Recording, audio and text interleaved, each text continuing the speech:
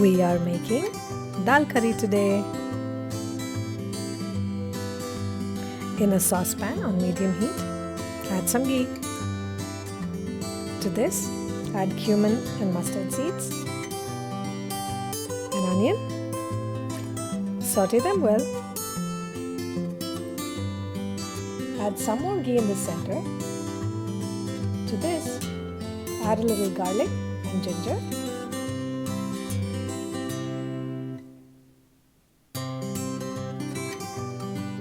Saute that well on low heat preferably. Add some green chilies and saute that on low heat as well. Turn the heat back to medium. Throw in your tomatoes and let them cook. Add in your salt, chili powder, turmeric, and hing. You can also add some garam masala.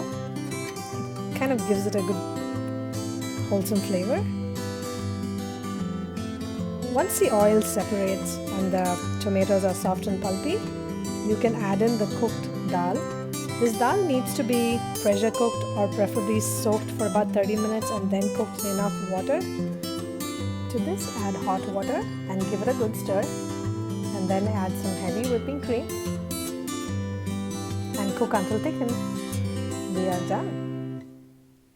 Enjoy.